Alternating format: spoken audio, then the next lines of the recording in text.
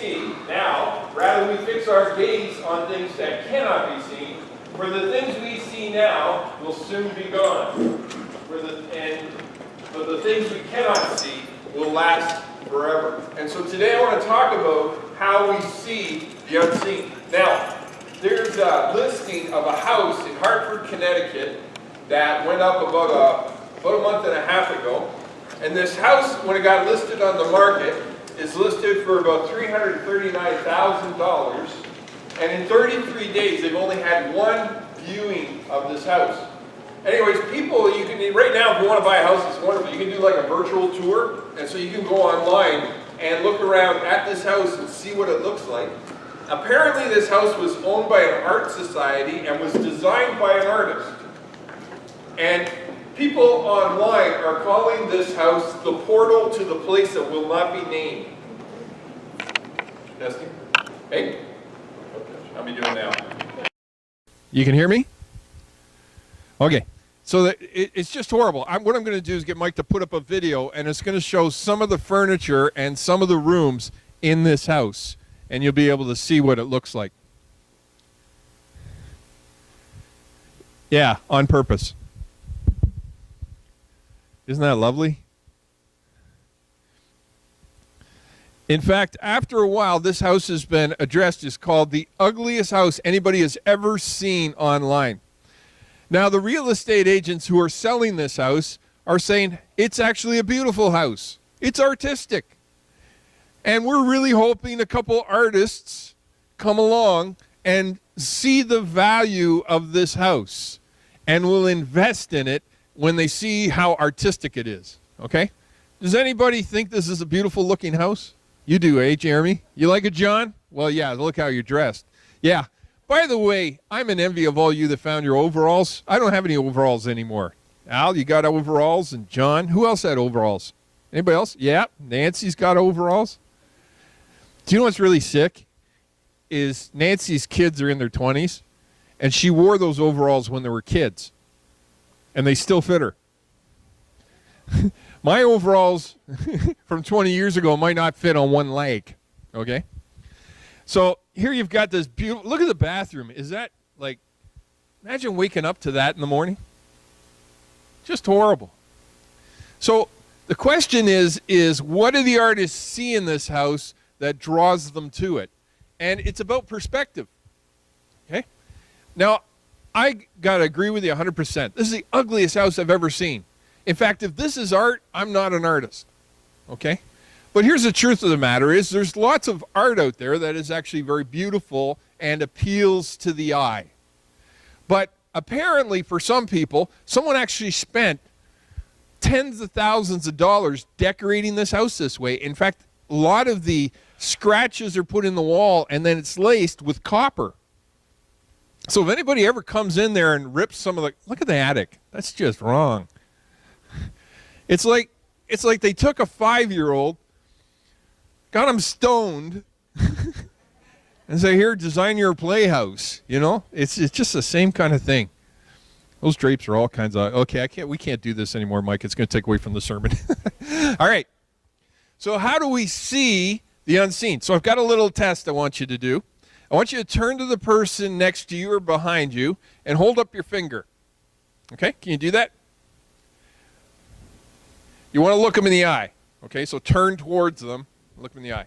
All right, now, focus on the finger. You got it in focus? Some of you older people, those will take about 10 minutes, but focus on the finger, okay?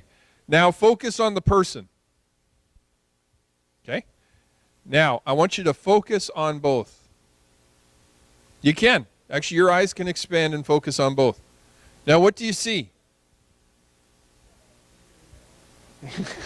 Not that close, Quincy. She's not that blind. See, I'm looking at Jamie. I'm focusing on her. Now I'm focusing on my finger. Now, when I focus on both, I can see Jamie through my finger. Can you see that? Try it again.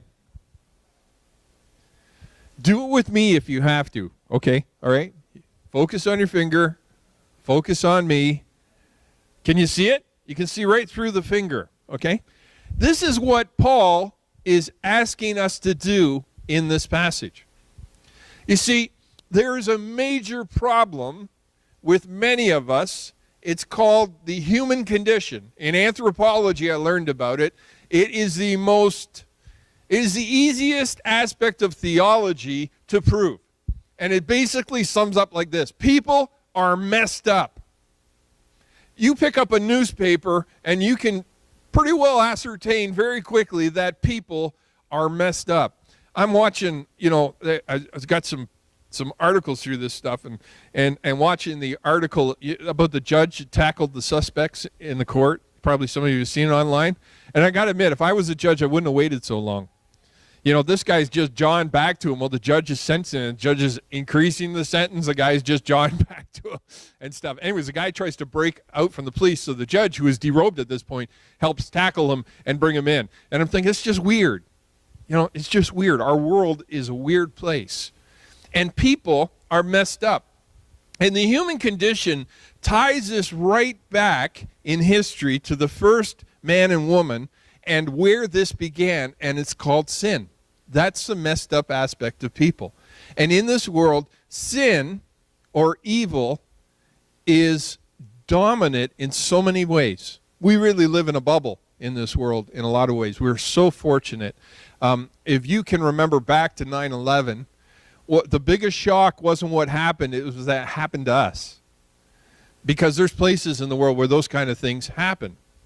And we were absolutely amazed that something could happen in North America to that extent, and that many people could get killed. And it was a big shock around the world. And they said that was the number one shock value for North Americans, is that we thought this doesn't happen in the world. And this doesn't happen to us. And they were shocked by what had happened. Whereas in most of the world, death and explosions and war and famine and abuse and horrible things are normal. They are the reality of so many people that wake up in the morning. And you tie that back to the world is broken. We call this the sinful nature or the evil. And you may say, well, we don't have it here in Canada. We're civilized. No, that's not true, actually. And I want you to open your mind to me a little bit and your heart here, is we have the capacity, even as Westerners, to be incredibly selfish. And most of our marketing and a lot of our realities live in the finger focus. We just hone in on the one thing that's most important to us, and it's me. Why is it when you're driving, anybody goes faster than you is a maniac, anybody goes slower is a twit? Maybe you're going too fast or too slow for somebody, but no, because it's them, they're wrong. Why is it when you get in an argument, and even if you agree with what the person's trying to point out, you get angry and hot and bothered, and you like to argue, and and you're trying to make your case and stuff like that? Why do people get together? Why do unions and management fight? Why does politicians fight against each other? I mean, sometimes, you go and visit, if you're ever in Ottawa and you visit, the Parliament buildings and see the debates and stuff, it's like, these are a bunch of 4-year-olds. Well, it goes back to that nature. It's that selfishness. It's that juvenile thing that says, I am the most important person in the world. And it's all about me. And marketers love this. So much of our marketing is done towards the individual, towards me. And so we are taught from a young age to focus on the finger, and we're already pre-programmed to want to focus on the finger. Well, everybody's talking about the demise of Western society and how our society is going downhill. Nobody mentions the actual obvious problem. And the problem is selfishness is making us so consumed with pleasure and reaching what we want to reach that we set aside things like hard work and tenacity and faithfulness and putting up with it and hard work and blood and sweat and tears and all those kind of things, because I want to take care of me. I want to do what I want to do, when I want to do it, with whom I want to do it. And this is the problem, and many of us focus on the finger. Now, Paul, when he's talking about this, is actually talking about a hard time he was going through and all the things that had happened to him. Because he spread Jesus throughout the world, there were different times he was beaten, thrown into prison, harassed, all those kind of things. But the principle is the same. We focus on the finger, And Paul instead is saying, I want you to broaden your perspective and see the unseen. So how do we do this? Two things very quickly. The first is we need to expand our view. We expand our view through service. We expand our view through service. Service is when I go, okay, this is what I want to do, but what do you want to do? How can I serve you? How can I build people up? Paul talks about encouraging each other and lifting each other up. He talks about how a follower of Jesus Christ, as a servant, goes about their lives looking for a way to help others. And so when I go out, I'm not about me looking good in front of the world. What I'm supposed to do, if I have Jesus in my heart, is I'm supposed to go out, look around at others and say, how can I serve you? How can I encourage you? And you know what's really weird about that? When you do that, you feel much better. You actually accomplish more towards feeling healthy and happy when you focus on serving and loving other people than you do when you just try to get your own. Now, I always get this question, so I'll qualify it. Some people say, I have this person that takes and takes and takes and takes, and they're sucking the life out of me. What do I do? Service comes with a brain, okay? There's a difference between codependency and service, all right? Service is when, and here's a little hint. A lot of times when you serve people and build them up and encourage them, they're going to be pleasantly surprised. If they're just, they take that and then look for more, then probably they're interested in the codependent thing. But if you go around with people and you build them up and you focus on them, you expand your view. You expand it right out. And it is an amazing feeling. I'll never forget, I was working in that office right over there and one time, and there was a lady at our church, Calvary, called Rosie. And Rosie, she had a rough life. She had all kinds of problems and social problems, and it was just a horrible upbringing and all those kind of things. So she was kind of a simple soul. And I remember one time, I saw she was coming through. She was taking some classes here. And so I came out and I talked to her for like 10 minutes. Say, hey, Rosie, how's it going? And, all that kind of thing. I was doing what Jesus asked us to do. I was serving by coming and paying attention to her and asking her how her day was. And I said, well, I got to get back to work and that. And she says, no. And as I'm walking away, she says, thank you for talking to me. And I'm thinking, there is a simple thing. I'm taking some time to talk to someone, and they're grateful. Because how many times in her day does she get ignored or looked over or walked away from or mistreated because she has neither the looks or affluence or smarts or money, all the things in this world that all of us chase after. And someone took time to serve her. And Jesus said, when you do this, you're actually doing it for me. You have a hard time serving people? Just look around at everybody and think they look a little like Jesus. Everybody does if you squint enough, right? And think, when I do this, I'm doing this for Christ. Second thing is to prioritize. Prioritize. And prioritize equals delayed gratification. Prioritizing, you expand your view, and then you prioritize by asking this question with the decisions you make. What is my way and what is God's way? And then pick God's way. I will let you know a little hint, okay? A lot of times God's way can be found in the Bible. Yes, that book still counts today. It really does.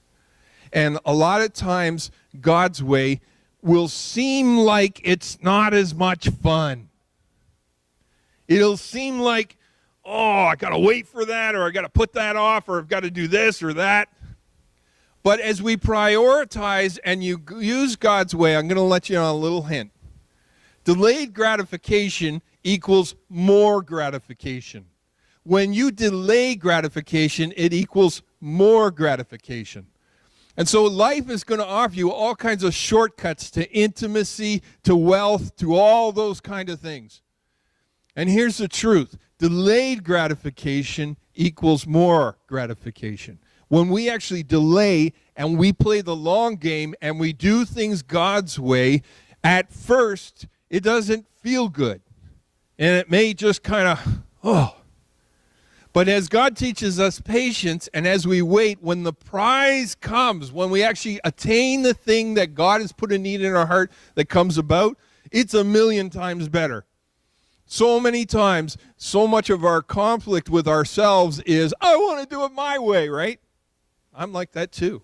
I want the shortcut. I want the easy way. I want to feel good now. Whereas prioritizing equals delayed gratification, but delayed gratification equals more gratification. Because a lot of times the shortcuts actually don't give us what we're really seeking. And a lot of times our own hearts lie to us. So did you get that? First thing we need to do is expand. Expand equals service. Second thing we need to prioritize. Prioritize means delayed gratification. Okay? The first thing is we've got to expand. What does expand mean? You know I'm going to finish sooner if you answer. Expanding means service. Yeah. Service is thinking outside ourselves, right? So expanding means service. Okay? The second thing, prioritize equals delayed gratification. Yeah. And delayed gratification means? Okay. Expansion means? Okay. Prioritizing means? And delayed gratification? I'm done. That's all I got to say. Dave, come on up, and we're going to start our activities and eat and all that kind of thing. I just want to say one thing, okay, just so I remember. One is I married a really creative woman, and all these activities and food and everything, this is something she came up with, and she worked really hard, and it's going to be amazing. And I want you to know that when it comes to these kind of things, she has done an absolutely awesome job. Okay? So, yeah.